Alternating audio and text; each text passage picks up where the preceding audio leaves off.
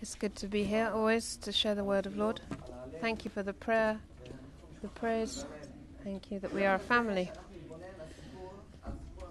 We're going to look at a well-known story of the Shunammite woman that many of you know, but maybe from a slightly lesser-known perspective. The part of the story at the beginning is connected to the initiative of the woman to host. So let's read together 2 Kings 4,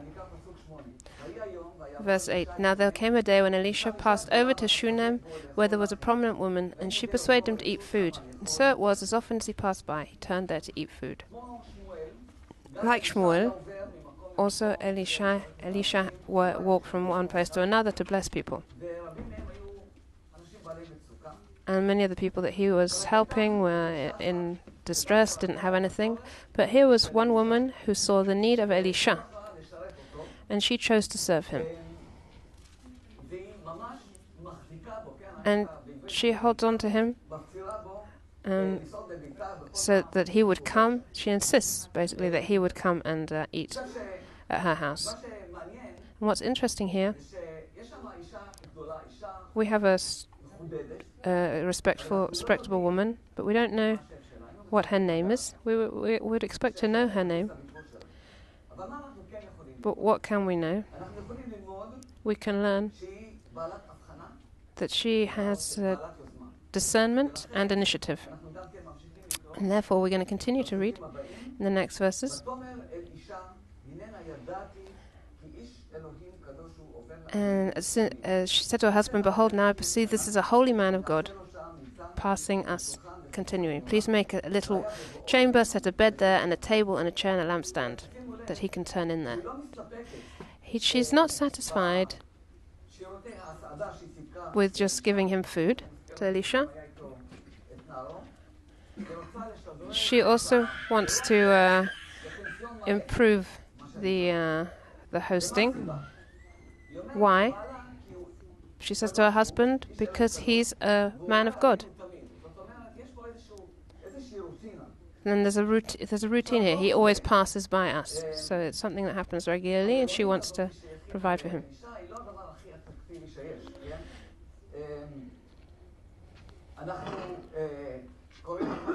We read what was here, and when I read it, it reminded me of student digs in Jerusalem. They were we used to call them the dogs' dorms, not the student dorms.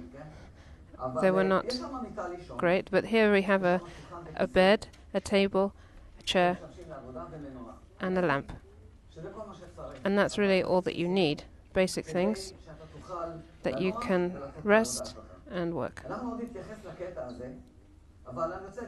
I want to point out another thing. You know, we don't need to wait for someone to come and ask for help from us, or to turn our attention to their needs for help. All that we need to do is have discernment, desire to give of what we have, and initiative in order to do that. We read in Proverbs 3:27, "Do not withhold good from those to whom it is due, and when it is in your power to do it." So if you can do something, there's no reason why you shouldn't. However, and here's an important point, it's easier for us to commit to something that is a short-term project.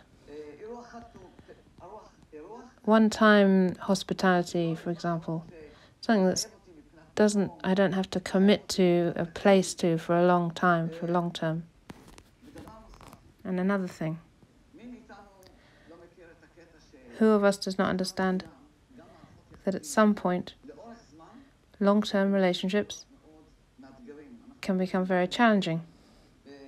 We see that in Proverbs 25:17, "Let your foot rarely be in your neighbor's house, or he will become weary of you and hate you." even your best friend can start to become wearing at some point. And we see here that this the Shulamite woman, she makes this a permanent hospitality. And I see that she here is willing to go the extra mile for Elisha because of the many miles that he has done for others. And we see that she does that generously. Everything is good here, but at some point, the point comes where Elisha doesn't feel comfortable anymore. He feels the need to repay the woman. And I think we know this situation where somebody repeatedly shows us grace. We feel this need to repay. We think, what can I do in order to repay what he's done for me? Many times we want to give them back through duties, through actions. And when we read in these following verses, in 2 Kings 4:11-13, one day he came there and turned into the upper chamber and rested. Then he said to Gehazi, his servant, call this Shunammite. And when he had called her, she stood before him. He said to him, say to her now, behold, you have been careful for us with all this care. What can I do for you? Would you have spoken? And here we see that Elisha wants to repay her for everything she's done, and he wants to offer her something, some sort of protection. Maybe he has connections with political powers, council tax, for example. He knows people in charge. He thinks he can help her. But what is important to emphasize here, she's saying, I don't need anything, I'm fine on my own. I don't need anyone's help. And then Elisha turns to Gehazi and what is to be done for her? And Gehazi said, truly she has no son and her husband is old. Now what is the problem with what we've read here? Elisha is a prophet of God. He even knows what the king of Aram is thinking in his own private chambers. How can Elisha not know here what is going on with the same woman? Why is he seeking counsel with Gehazi instead of asking God? He had no idea. Even though that he was living in her house, he didn't have an idea what's happening with her in her family, who was in her family. And even more strange is that God doesn't show him. We would have expected that God would reveal to him something about her husband or that she doesn't have any children. And another thing we see throughout this passage, that Elisha communicates with this woman only through a mediator who is Gehazi. So he was there was a need to keep distance because he's a holy man of God, but at the same time, if he needed to speak with a woman, when he, like for example, when he did with the woman and the miracle of oil, he did personally. But here, there is more of a distance. But there's even more than that within this story. It looks like this great woman is not depressed by her family situation.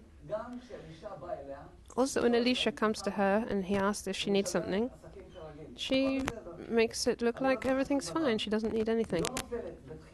She doesn't beg for anything. She doesn't plead that he would give her a son.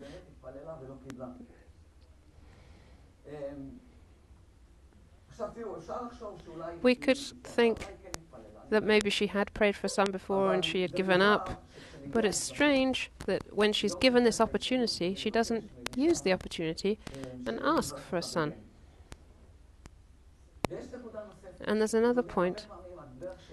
Many times, the way that God's word is written in a way that gives us clues. And we would have expected not only that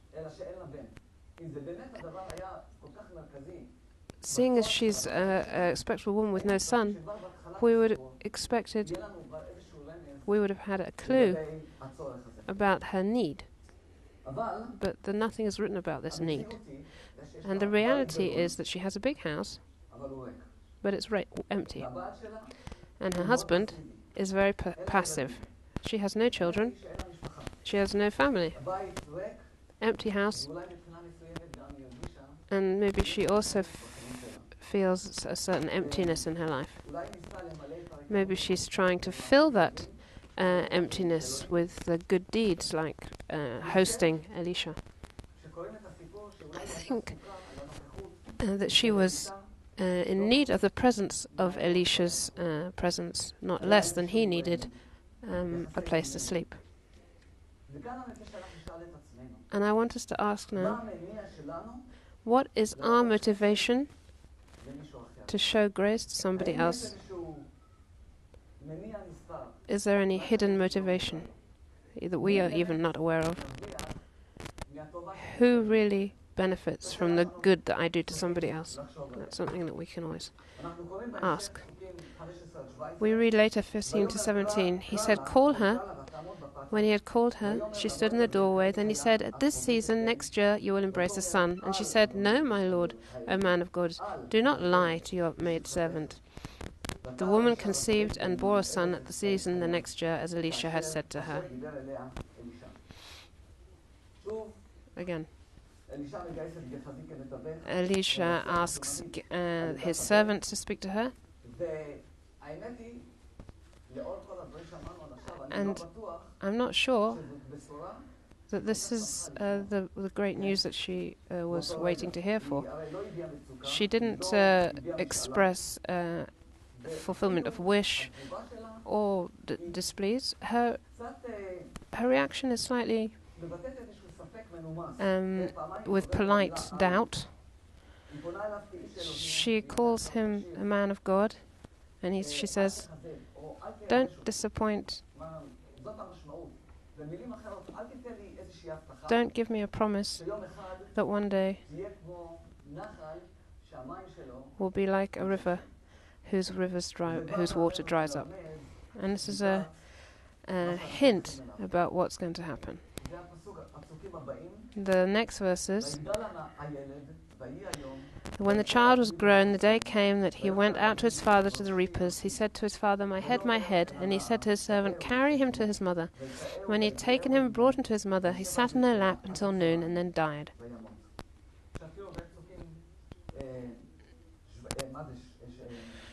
Between verses 17 to 18, the child has grown up, and there's no doubt, now that the child is grown, if the mother didn't want the child or didn't think of the child, of course now she has emotions towards the son. And we have another crisis.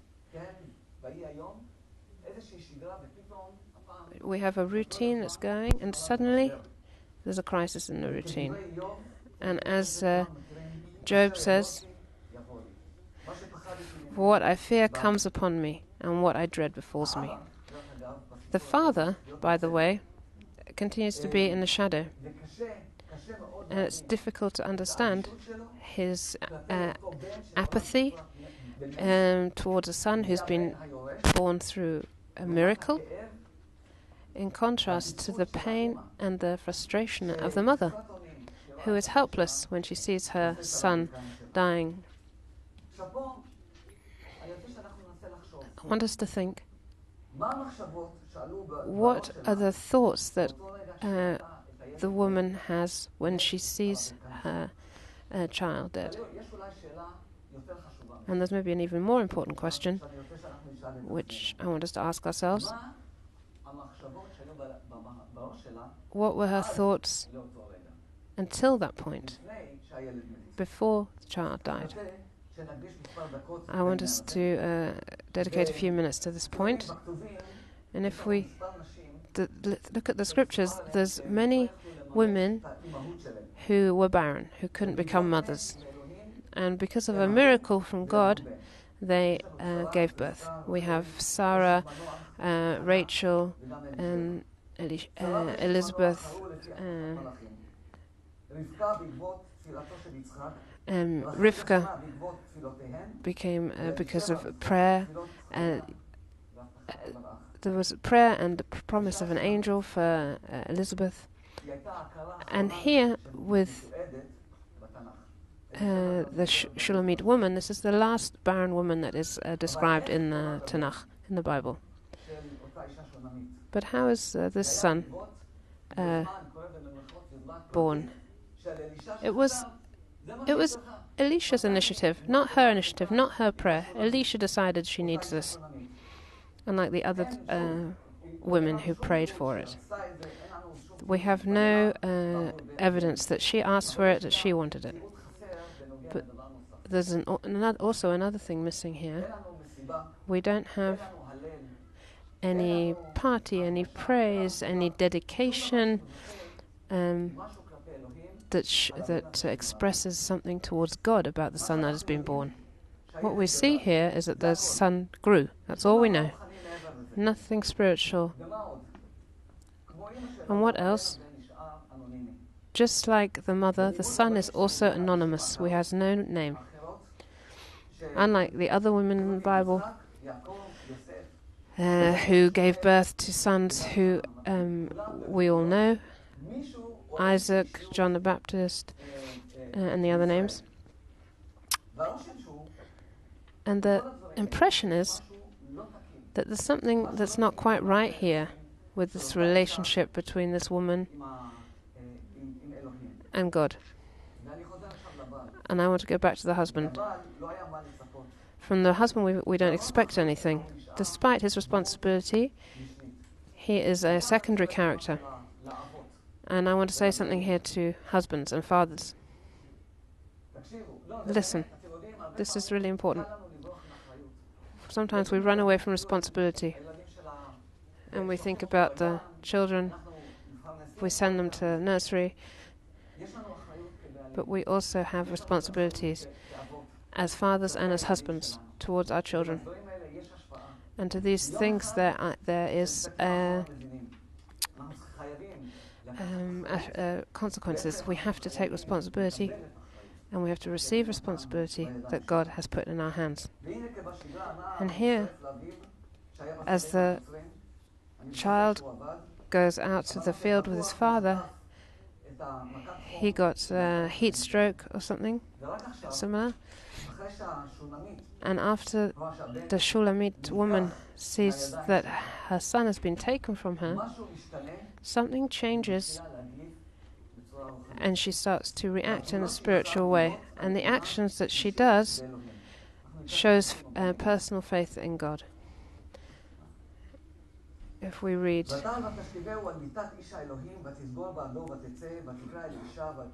she went up and laid him on the bed of the man of God and shut the door behind him and went out. Then she called to her husband and said, "Please send me one of the servants and one of the donkeys, that I may run to the man of God. Why will you go to him today? It's neither moon or Sabbath." And she said, "It will be well." Then she saddled a donkey and said to her husband, "Drive and go forward and not slow down the pace unless I tell you." So we see here that has changed in her heart. What do we see? She carries her son up to the roof where Elisha's bed is. In her worst dreams, you will agree that she didn't think that when she made that bed for Elisha that she would lie her dead son on it. But why does she place him on Elisha's bed? First of all, she relates to him as a great man of God, and she is aware of his amazing abilities to perform miracles. And I think in this action, she shows her hope that God can resurrect even the dead. But as she doesn't bring the bed down, she takes the child up. She dedicates him to God. What she didn't do when he was born, she does after he's dead. She returns him to God in a way. She does it in faith and with hope that he will return him to life. And in the next actions that she does, that take place, also show faith. And we see a woman who's acting in spite of all the tragedy with she is calm and collected and quick. What is interesting, what would we expect? We would expect that she would speak to her husband. Even when he comes to ask her, she says, "Don't disturb me, everything's fine." She doesn't tell him anything. She knows that from this husband not much is going to come, and she needs to work alone. And she is the one who expresses faith at home.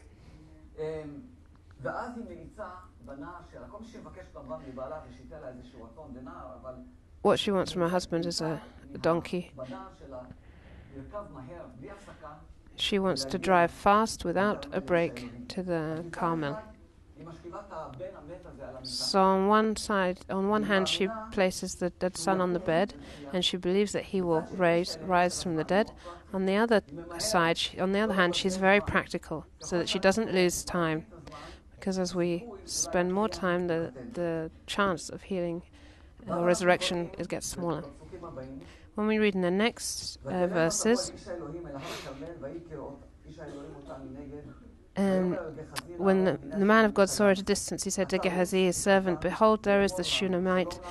Please run now to meet her and say to her, 'Is it well with you? Is it well with your husband and with the child?'" And how many times does he say, "Please," here? Is it well? Elisha is surprised that she has arrived, and he understands that there is some sort of distress here. Maybe she's sick, maybe her husband's sick, and the worst possibility, maybe the son is sick, or something's happened. I've promised her a son, and she asked that I wouldn't disappoint. So what has happened? Even though he sees her come in distress, what does he do? He sends Gehazi. He doesn't make effort to meet her personally. And also this time, she doesn't waste time with Gehazi. They say hello to each other, and she says, "It is well," when he asks her. Why is she being cynical? Is she being sarcastic? I think she had hope. Otherwise she wouldn't have made all this effort to get there. But there also seems to be an element of anger here. And we see that in the following verses.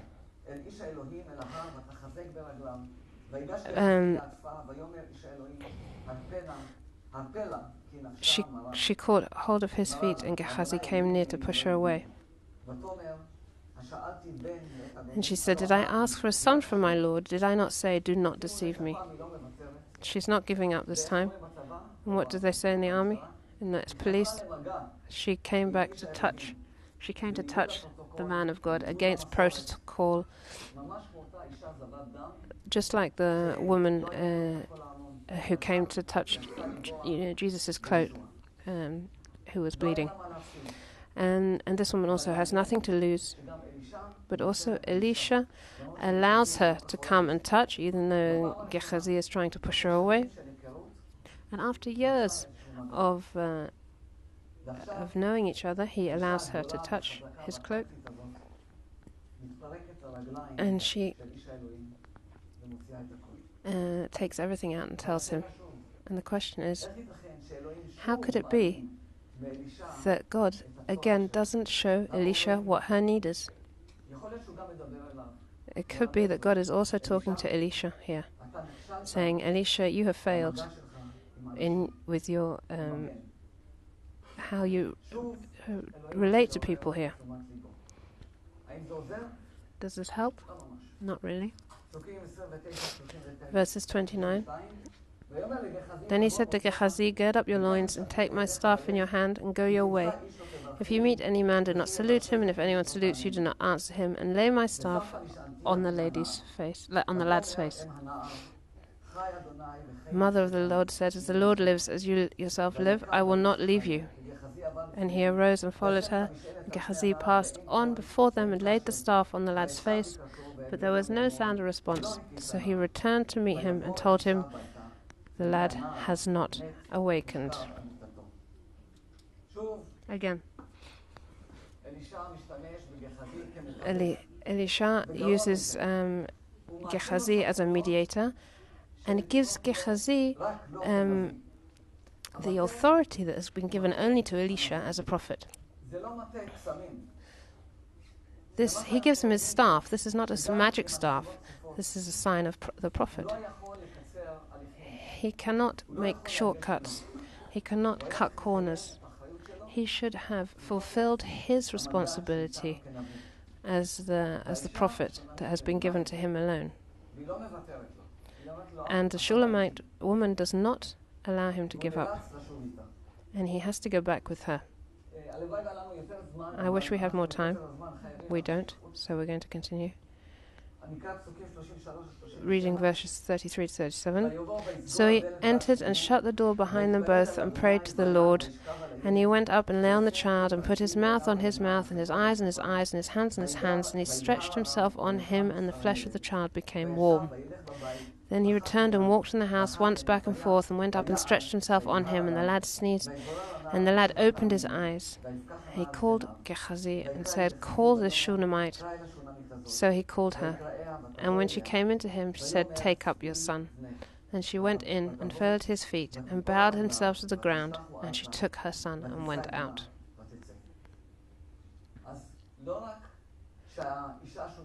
Not only that the Shulamite woman did not let Elisha give up, also God does not let Elisha give up here.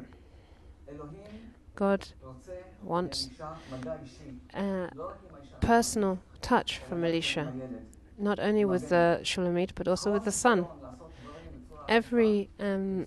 All of his attempts to do this with shortcuts and through a mediator fails. Only when Elisha makes effort, he walks in the house and he prays and he lays on the child and he does all these things, then the child comes to life. And now we see a number of miracles here. The first one is that the son is resurrected, and that's what we would expect after all this drama. But pay attention. The first birth was from the flesh. Elisha decided that the child should be born, that it would be something good. And after all that process, if you pay it, the mother of the lad, she's called in verse 30. She's got emotional with the child. She's no longer the Shunammite. And she wants that he will be resurrected. And now Elisha prays. And so the child is resurrected. The second miracle, we have a process between religiosity to personal faith.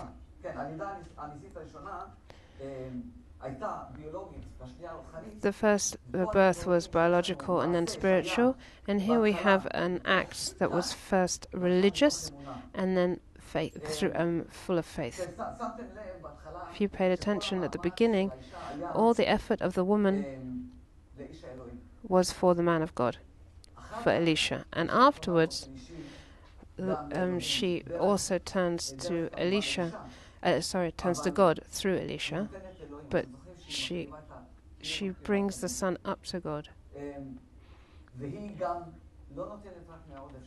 And she doesn't only give what is left over here, like what she gave to Elisha.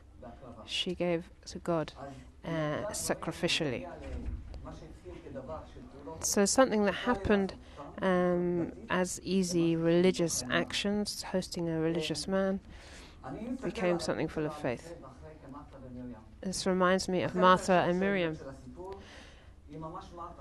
At the beginning, she's really like Martha. She wants to serve the guests and supply them with what they need. But then she becomes like Miriam, the mother. At the end of this passage, she's at the feet of Elisha, and actually at the feet of God. Another thing, this great woman understands that she is limited. And she understands that she cannot do everything, not with her money or her initiative. She has to learn to ask from God, and she also needs to learn what is grace. You know, it's much easier to give grace than it is to receive grace. As much as we've seen that it's hard for us to show grace for a long time, but also to receive it is very difficult, both for the woman and for Elisha. I've already mentioned this. When the son is taken from her, then only she learns to thank God for her son. She falls to the feet of Elisha and she worships. Sometimes we don't appreciate what we have. Sometimes we also just complain about what we have.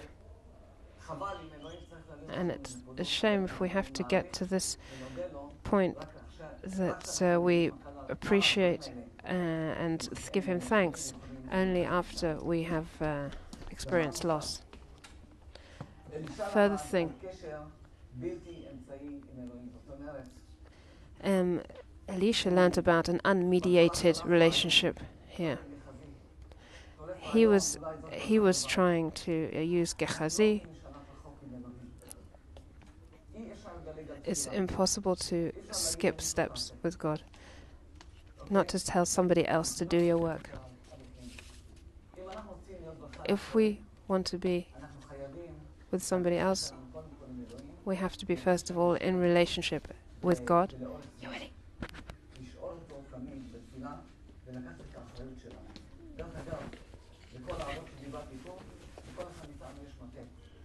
We all have responsibility to be in relationship with God and to be in relationship with others.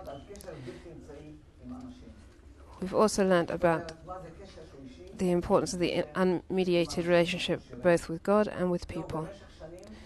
Over many years, Elisha was in this woman's house, but he wasn't part of the family. In English we can say he was part of the house and not of the home. But when he had to do this miracle, he needed to make effort that came from his heart. And God shows him how involved his heart has to be. And we know that this touch with people, the relationship with people, why did Yeshua come to the world? To be with us. And he gave, maybe more than every other leader, the ability for women to be in touch and to touch Yeshua and to experience his healing grace. I want to say in chapter 8